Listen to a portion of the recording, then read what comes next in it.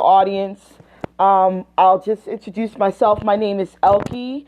I am the CEO and founder of Savvy Moms Unite, where I teach moms how to live a simple, practical, realistic life.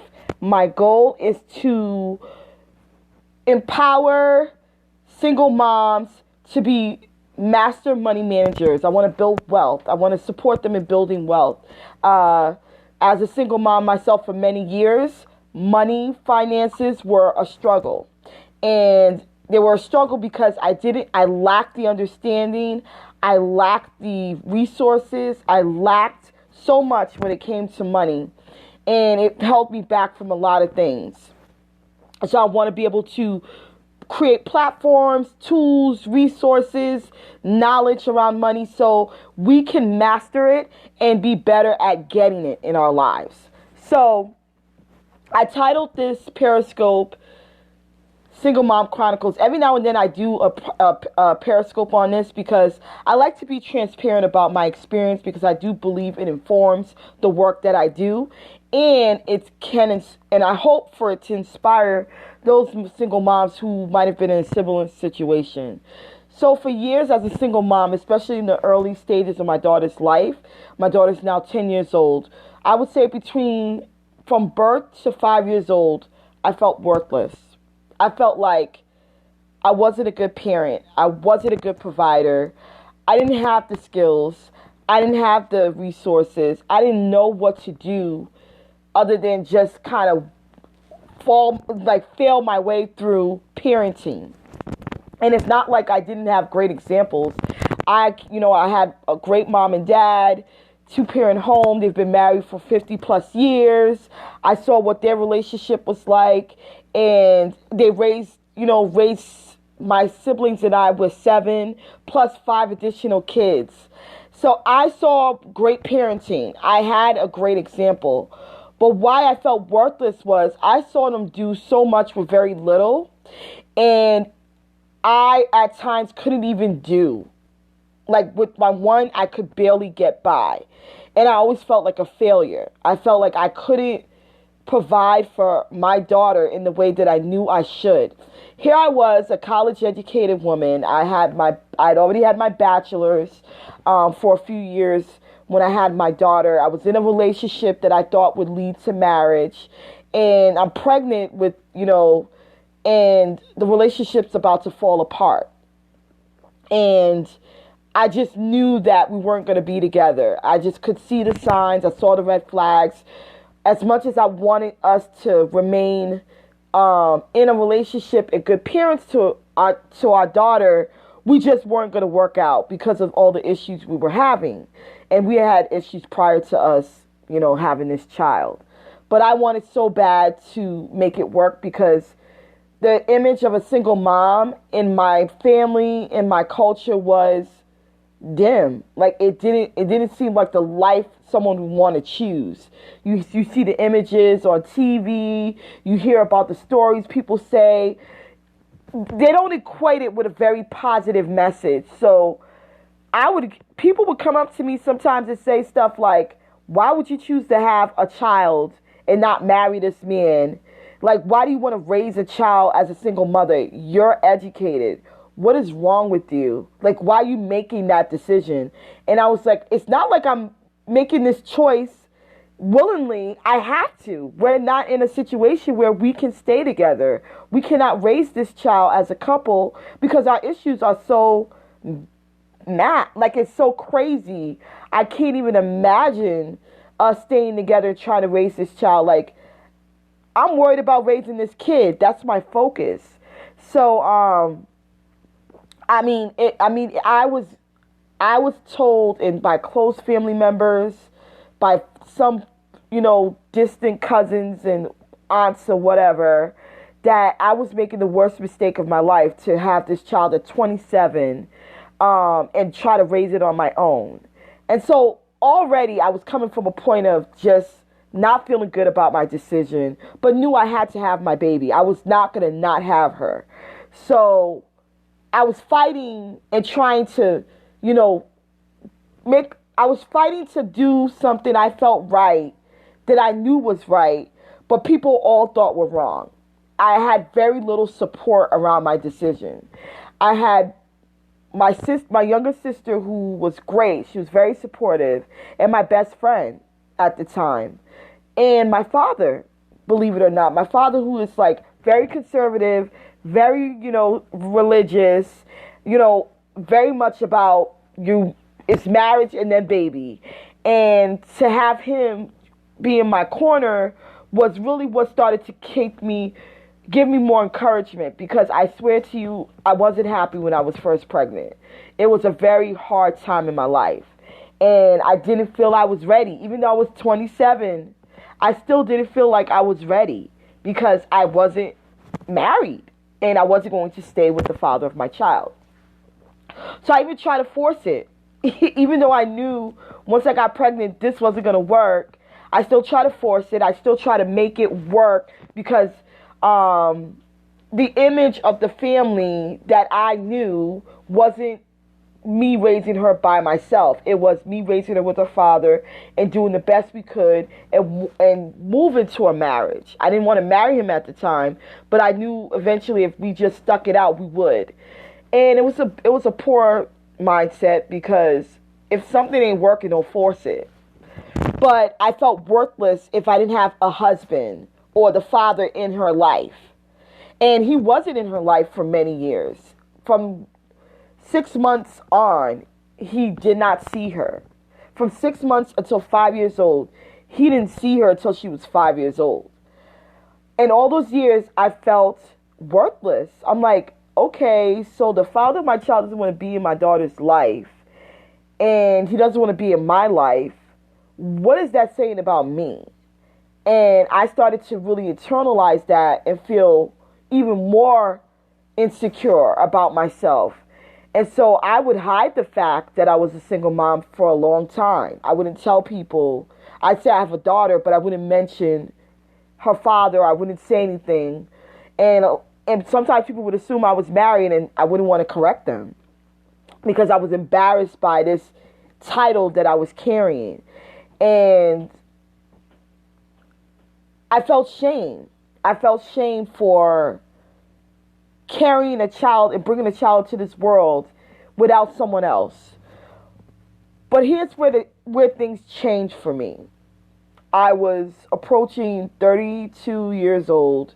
My daughter would have at the time been 3 going on 4. And I was like, my life has to change. He's not coming back right now, and I am not going to continue to live in this shame and feeling worthless. I've got to do better.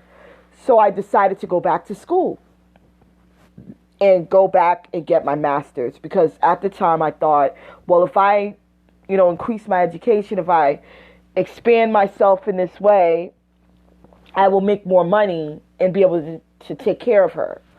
And so at the time I just got a new job. I was just a year in. I was making okay money. So I was able to do a lot more than I was before when I first had her. When I first had her, I was like, my salary at the time was like the most $24,000. It wasn't that much. 20, I think by the time I left that job, it was at 28. But when I moved to the second job, I was making 40,000. So that was a jump. That was a big jump from, 28 to 40 when I left that job. So I then had a little more to work with, but I still couldn't even move out on my own. I still had to live with my parents.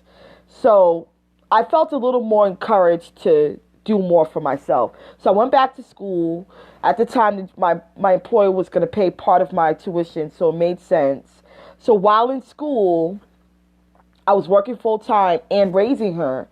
And doing all that stuff really encouraged me and made me feel like, wow, like I'm doing all this by myself, majority of the time. I was getting help, of course. Like my parents stepped in, my brothers and sisters were helping me. So I was getting support, but for the most part, her care was in my hands. I wasn't getting any help from her dad at the time.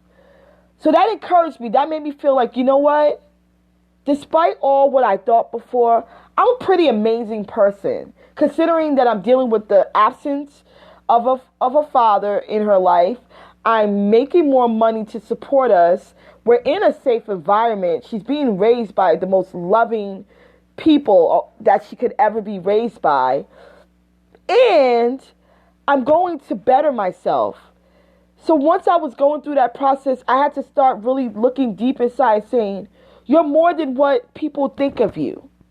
You're more than what people have said you should be. Like, you're no longer in a box anymore. You're not the Elkie that you used to be, the timid, shy, allowing people to walk all over you. You actually took initiative and did things for yourself and demanded things of your life that you hadn't before. And that really encouraged me to step out of my shadow and be more assertive in what I wanted and really go after the things that I wanted, because I knew if I could handle all those things at the same time, nothing else was going to stop me from pursuing my life's goal. And in the process of that, I started a blog and I started documenting my experience doing all these things. And I was getting so much great feedback that I said, there's a need. And when I realized what the need was when I was in my last year of grad school. I was going to write my, I was doing a research project, and we got to choose whatever topic we wanted. And I wanted to do research on single moms in the middle class, single moms in the middle, I call them. And I was more concerned about single moms who were college educated, who were not necessarily in the lower poverty a section of the economy, but more like they somewhere in between. They're not wealthy, like they're not, you know, they don't have a wealth, a lot of. They don't have a lot of resources per se. Like they're not there's not an abundance in their life, but they're certainly not poor. They're not considered poor. They don't have access to government assistance, which is what my position was. No matter what, like even if I wanted, the only thing I qualified for when my daughter was born was WIC, but I couldn't get insurance for her after a certain time. Like I was able to put her insurance for her first year of life. After that, I was kicked off because they said I made too much money. But imagine, I'm making $26,000 at the time, and they said I made too much money for the two of us in the state of Rhode Island. But I was struggling. I couldn't live on my own. Like I couldn't live on my own. I couldn't pay rent on my own. I would have had to get a roommate. And I was still like living paycheck to paycheck. So I couldn't afford I couldn't get on public assistance. I couldn't afford insurance. So for 2 years of her life, she had no insurance. Whenever I took her to the doctor, I had to take her to I had to take her to the emergency room and pay cash, or take her, to whatever health center and pay out of pocket. And I owed a lot of medical bills at that time because I was or sometimes I just wouldn't take her because I was like, I can't afford to take her. This visit cost about $200, $500. I don't have that kind of money to just give away. And the insurance at my job was going to be $600 a month, which is a significant amount of my income at the time. So for 2 years, she's not on insurance, and I'm, supposed to be making okay money, right? 2 years she doesn't have insurance. I can't qualify for assistance, so everything's on me. Her diapers, her food, her clothing, daycare. Daycare costs me $12,000 a year. So I was paying that on my own with my salary, with no support. And there were times they were about to kick her out of daycare because I couldn't pay it on time. I was trying to pay everything.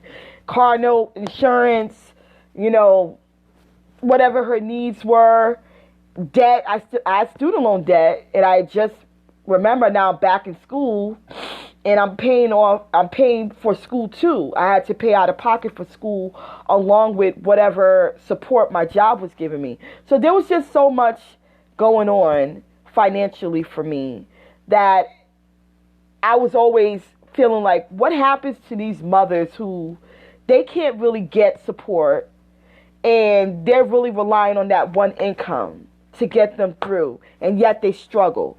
What can we do as a community of women like this to support them and get them to the next level? So I decided to create Savvy Mom as a business. And the reason why I did that, because I knew that there was an issue out there, there was a problem, and it needed to be solved, and no one was checking for us. I've done the research. There's very little research done on single moms who are considered part of the middle class. There's very little out there for them to access. So I was like, well, then we got to aid in our own rescue, and here's how we're going to do it. We're going to find multiple ways to bring income into our homes. We're going to find ways to be resourceful so that we can still do the things we love to do for our kids, and it's not going to break the bank.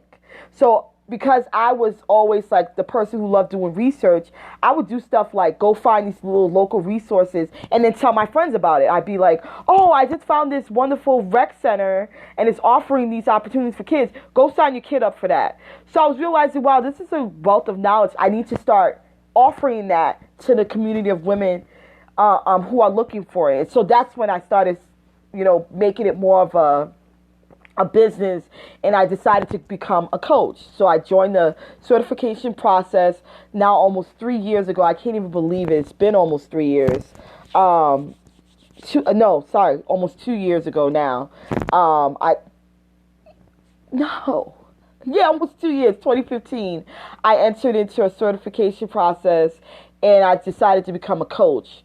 And why I decided to become a coach, I've always wanted to be a coach, and I was always informally a coach. I was always coaching someone through something, or mentoring someone through something, or counseling someone through something. So I just felt, make it official, and I created my finance coaching process because I was tired. I was tired of women I knew being in a situation like me and not having a way out, and crawling and trying to figure it out. Like, I spent so many years figuring stuff out that I'm like, what if I cut this in half for another woman? What if I gave her the resources and she didn't have to go through like 40% of what I went through? That would save her so much time. And so that's why I decided Savvy Moms would come along, and I was tired of feeling worthless. I didn't want another mom to feel that worthless feeling of like, I'm not good enough for my kid. I didn't want another mother to experience that low, depressed state. So me going beyond that, me putting myself out there, me saying, listen, if I can do it, and I was at my lowest in my life. Like, I was depressed. I had to go through counseling to dig myself out of certain situations because I held on to a lot of baggage from my past. And once I had the opportunity to step out of myself and say, it's bigger than me, like there's more women like me who need someone to just say, girl, you got this, you good. Stop worrying about that dude who didn't follow through on taking care of your kid. Stop worrying about, the people who say stuff to you they have no idea what you're going through or don't even know what your life is going to be like. Don't worry about them anymore. You are capable of doing more than what you say you are. You need to believe. You need to go after those goals and pursue them and not give up because someone said it's not possible for you or someone said you can't do something. I don't listen to that anymore. There's plenty of people who told me I couldn't even be in the situation I'm in right now. When I decided to uproot myself, me and my daughter, and move to Georgia and pursue my business full time, I was told this was not going to work. I was crazy to believe that I could do it. And it just made me pursue it harder because no one has ever no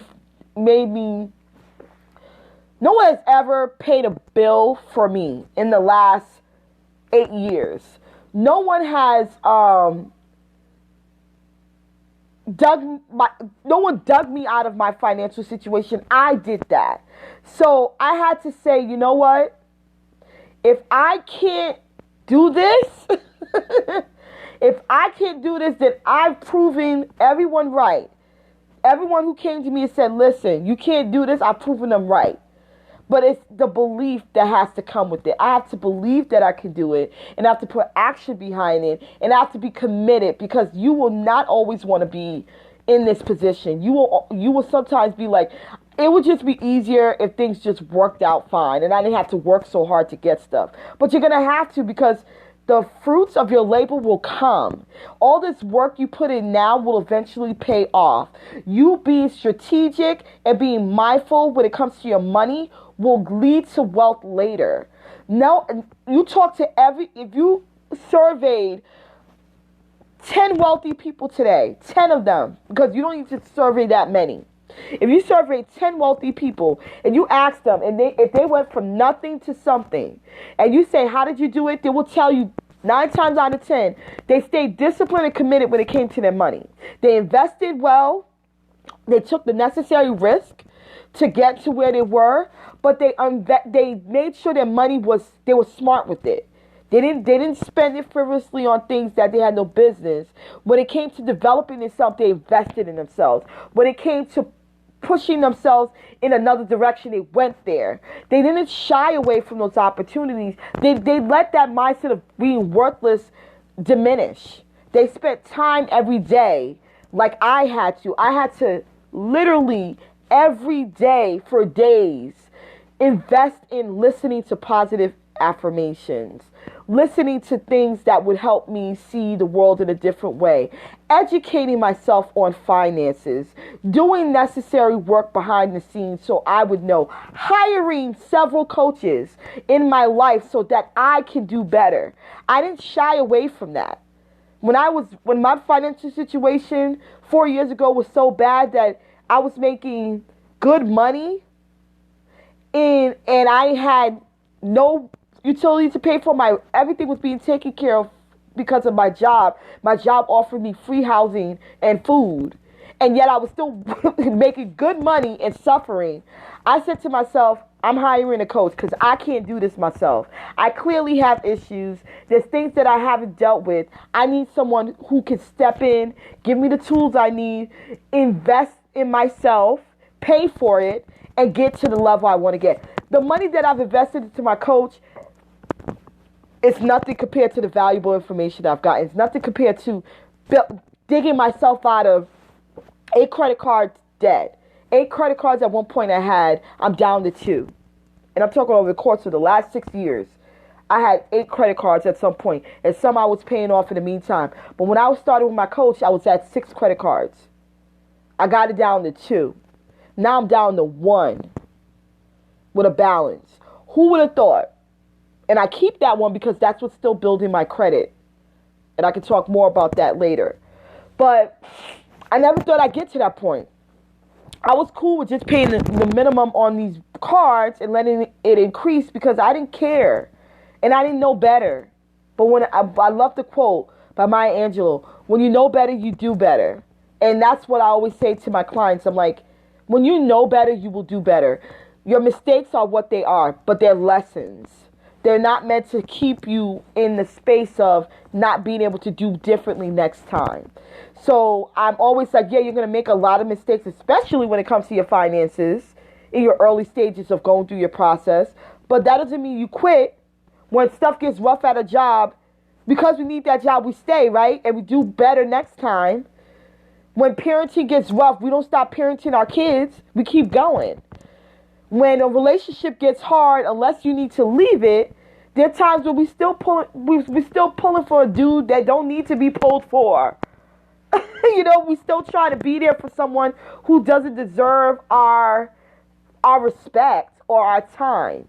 So if you're willing to invest in those things that sometimes aren't giving you the benefits, then why not invest in something that's going to give you the benefit? Why not put yourself out there and give yourself the tools you need to survive and thrive? Why are you still questioning why you should invest in yourself? I used to do that. I'd be cheap about it. I'd rather go buy me a handbag and some shoes than to put some money away to do something good for me. Going back to school was an investment, but I saw it as a necessary investment because it inspired me to be in a position to see myself differently. Being in those classes with other professionals, other educators, people who were doing things that I admired. It encouraged me to say, you know what? I have the tools and the wherewithal. I can do better too. So yeah, it cost me good money, but I saw it as an investment. My investment in my coach. I still invest in coaches. Till this day, I still invest in coaches. Because I feel like it's necessary for me to continue that work. I don't shy away from those opportunities anymore. Someone's like, listen, we're about to do this. Okay, what is the investment? Okay, what are we getting on return? All right, then I'm in. Once I see the return and it's valuable, then I'm in. I'm not worried about, because I know I have to do this. The vision that I have for my life, the goals that I have for my life require me doing that development. Because I'm not going to get there unless I develop myself, unless I invest in myself. I'm not going to get to my wealthy lifestyle if I don't make those necessary investment and take those risks, those valuable risks, those reasonable risks. It's not going to happen. So that worthless feeling took me in a bad place, and it took me to a place where I never want to be. So every time I feel like I'm going back to that place, I say, okay, what did you do to invest in yourself today? Did you listen to your affirmations? Did you go read about, do you do your research? Did you find something that is going to benefit you financially? If I haven't talked my way through those things, then I know that I'm not doing the necessary work. So for whatever you have those moments of despair, especially as a single mom, because you're going it alone. You are your cheerleader. You are your motivator. You are the dual parents. You are the administrator, CEO, secretary of your household. You need someone to cheer you on. You need someone to tell you it's going to be okay. You need someone to tell you that mistake isn't the end of you. That bad relationship doesn't make you. It doesn't break you. It was a period in your life that you had to go through it so you can learn to do better. So that you're preparing yourself for the new part that comes into your life.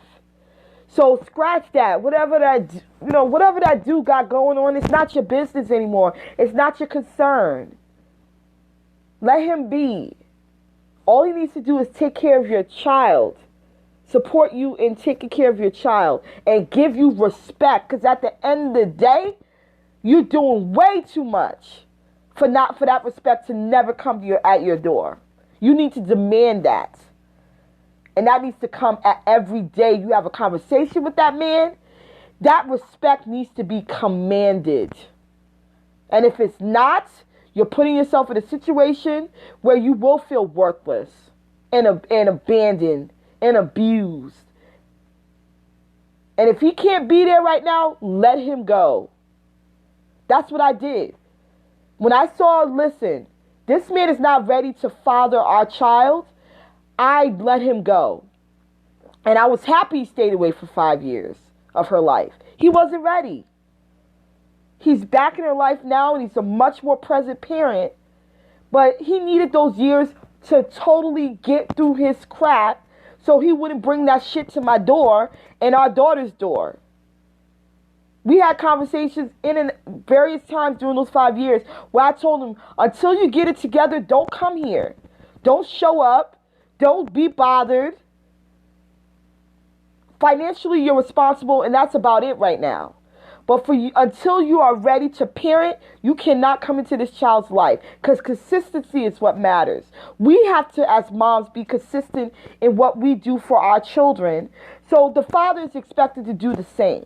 And if he can't do the same right now, he needs to be put to the side until he's ready to do that. Because we don't want to keep having to play, pick up the pieces for our kids and solving that issue for them. That's not our role. We shouldn't have to play the dual parent role, but we do have to because the person is absent. But what I say is eventually get to that point where y'all can co-parent and there's an understanding of his role in her life and there's an understanding of your role in your child's life. And that's it. And y'all can be good. Y'all can have that mutual respect for each other and move on. That's it. There's a time and place for everything. There's a moment in time for all this. This will all lead to your greatness eventually. I'm sitting here talking to y'all from a place of strength, and I wasn't always there. I was not always this confident. I wasn't always this sure of myself. It took a lot of investment in myself to get to this point. And I still do, because I'm not where I want to be. 100%. There's so much more for me to go. There's so much I still need to accomplish in my life. Even though I've accomplished quite a bit, I still have so much more to go. And I do this daily work because it's necessary. So what are you doing today to invest in yourself? What are you doing to put the worth back into your life? What are you doing to change your mindset around what you believe is yours? What are you doing? What are you waiting for? Who are you waiting to tell you that you're worthy of the love and of the gifts that God has for you? Go after what you know. Pursue that goal. Pursue that dream. Get that money. Don't be shy to say, you know what? I'm here to get what's mine financially. I used to be afraid to say that, afraid to talk about money, because I felt like, well, if I talk about money, then people think I'm greedy. No. You need money to survive. You need money to do for your kid. My daughter is not going to suffer. And I told her that. I said, you will not suffer. I'm not going to tell you no for the things that you need in this life. So if it means mommy got to go and hustle, she going to hustle. If it means she got to have 5 streams of income in her household, it's going to happen. Because I'm not telling you no to the things that I know you deserve. You deserve beyond the basics. You didn't ask to be brought into this world. We brought you to this world. So why would I stop at not providing you what you deserve and need? I want my daughter to see the world. So in order for that to happen, I need to hustle to make that happen. Because I understand what a world view means to a kid's upbringing, to her development. I don't want her to feel limited. I don't want her to feel like I did sometimes, like I'm only supposed to be here when I know I could be all over. I could do whatever I want. This is only supposed to be me. I don't want her to live in a box. I want her to feel like, you know what, mommy? I want to do this, and this is what I want to do. This is what I pursue. Okay, honey, how you going to do that? Let's make a plan. Not telling her she needs to just be whatever I think she should be. Limitless. That should be our goal. Limitless lifestyle. No one's putting any tabs on us but us. So when are you going to invest in yourself? When are you going to make that happen for you? I hope soon. Because I'm telling you, time is not on our side all the time. We can say tomorrow, and tomorrow may not be there for us. We can say, well, I'm going to start saving 3 months from now, and you're in a bad situation, and you got to dig yourself out, and now you can't do it. Today is the day to invest in yourself and get you what you need. And if you're not doing it, if you're not considering it, you're wasting your time. So I'll stop there. My name is Elkie. I'm the CEO and founder of Savvy Moms Unite, where I teach moms how to live a simple, practical, realistic life. I tell you to go beyond the scope of a single